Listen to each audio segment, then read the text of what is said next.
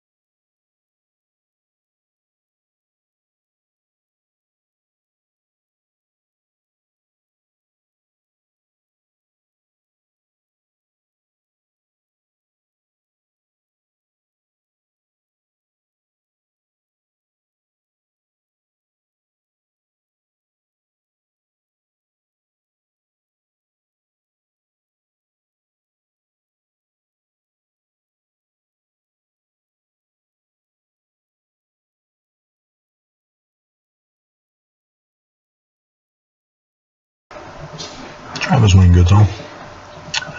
So, if you're not catching on to my channel, if you've not been watching over the years, you'll know that I support Joseph Smith and the Book of Mormon. And what ex-Mormons are not understanding is that Joseph Smith and the Book of Mormon are not in harmony with the current church. What the current church claims is a complete night and day contradiction with what Joseph Smith said and wrote about and even did, as ex-Mormons believe the hearsay of the Brighamites rather than going, wait a minute, that's hearsay. I probably should not listen to them since I know they're lying to me. And Mormons have used their emotional bubble to protect themselves from the reality that the church is evil and wrong and lying to us and deceiving us. Whereas ex-Mormons have said, you're lying to me? I'm out. But in that bubble world, Mormons push their false reality upon the rest of us to join them in their false reality. Otherwise, we're the apostates for having left the church, which are the real apostates. You know, the beam and the mote. And so I don't think Mormons fully grasp what it means that when Joseph Smith in the Book of Mormon had no polygamy, that for Brigham Young, even to Oakes, when he gave the talk, joking about polygamy in the afterlife, even though we all know that Nelson changed the temple to allow for polygamy on earth. Gotta sneeze.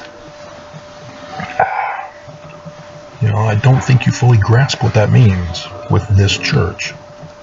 They claim succession from Joseph Smith, but it's not the succession that Joseph Smith said was supposed to happen upon his removal from death, with death. And, you know, there's that clip from Irene at the Solemn Assembly that indicated that this church does a completely different succession process in violation of Scripture. And I keep going over with you, you know, Jewish, not Christian. All over the place is Jewish, not Christian. And yet this church says Christian. Morning, Sherman. You have a phone call at the front desk. Morning, Sherman. You have a phone call at the front desk. And you're not grasping what that means for Joseph to be turned Christian when he's Jewish. And you claim that you don't hate the Jews? Ross, please come to the front desk. Neil Ross, when you get up and bear your testimony that Jesus Christ lives because you had a feeling? I mean, the Christianity was all based on that. Constantine created Jesus. He doesn't exist. He created a new word, Constantine. for his God that he created and named him Jesus. And so, as a result of him not existing, Christians then developed the spiritual witness feeling. And so when you have the one nun, she's modern time, I can't remember her name. She had an experience where she felt the presence of Jesus and wrote it all out. And it had to be reviewed by the Pope for doctrinal accuracy for her experience. But yeah, it had to be a spiritual witness. The physical presence of Jesus cannot appear to a Christian. And so they have to create a spiritual witness, a feeling for Jesus. And Mormons don't get this because Joseph Smith calls it an abomination because of the way they treat the Jews. And still, there are Mormon women staying in the church who know that they're supposed to be given priesthood and priesthood office. There's the Joseph Smith papers now, where Joseph Smith's actual document from that meeting on the 17th of March, 1842, tells us that's supposed to be the case. And you're not comprehending what it means that this church says no. Likewise with blacks. Just because the church allowed blacks the priesthood in 1978, you're not comprehending what it means that this is not Joseph's way. Joseph gave blacks the priesthood and priesthood office from the beginning. And then, of course, the concept of Zion. Joseph Smith was all about having a city where Mormons could live their religion without the interference from the rest of the world trying to take them away from their religion.